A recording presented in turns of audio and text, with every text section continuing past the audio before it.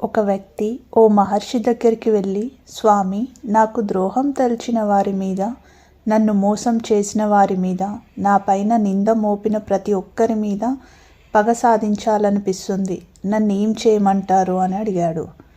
ఆ మహర్షి ఆ సంచిని అతడి చేతిలో పెట్టి, దీనిలో నువ్వు ఎవరిపైన అయితే పగ సాధించాలి అనుకుంటావో వారి పేర్లను ఒక్కో ఆలుగడ్డపై రాసి ఈ సంచిలో వేసుకో.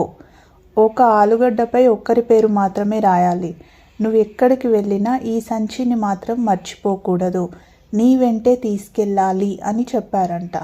ఇంత సులువా, ఇంకేదో చెప్తారనుకుంటే అని చెప్పి సంచిని తీసుకొని బయలుదేరాడు.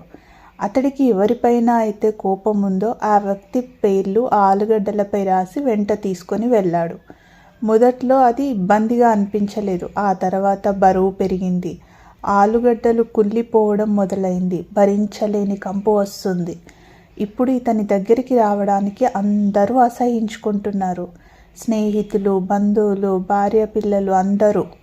ఆలుగడ్డల్ని పడేసి ఆ సంచిని తీసుకొని స్వామీజీ దగ్గరికి వెళ్ళాడు. ఏంటి స్వామీజీ ఇలా చేశారు? ఎవరూ నా దగ్గరికి కూడా రావడం లేదు. నన్ను పగ సాధించొద్దని చెప్పడానికేనా ఈ ప్రయత్నం అన్నాడు.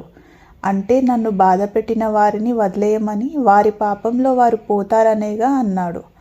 కాదు, నువ్వు వదిలేయడం కన్నా నీ మనసు నుండి తీసేయమని చెబుతున్నాను.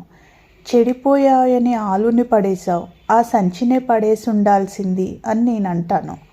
ప్రశాంతమైన మనసును నువ్వు కలిగి ఉండాలని అంటున్నాను. నిన్ను బాధ పెట్టిన వారు ఖచ్చితంగా అనుభవిస్తారు. దాన్ని తలచి నువ్వెందుకు బాధపడడం? నువ్వు నీ పనిపైన మనసును లగ్నం చేయి, సంతోషంగా ఉండు. ఏది మరిచిపోవాలో అది గుర్తుపెట్టుకొని బాధపడడం ఎందుకు? ఏది గుర్తుపెట్టుకోవాలో వాటిని మర్చిపోయి సంతోషాన్ని దూరం చేసుకోవడం ఎందుకు అని చెప్పారు. ఈ సత్యాన్ని మన నిజ జీవితంలో అర్థం చేసుకుంటే అందరి జీవితాలు నందనవనమే. థ్యాంక్ యూ అండి. ఇలాంటి ఎన్నో మంచి సూక్తుల కోసం ప్లీజ్ సబ్స్క్రైబ్ మై ఛానల్.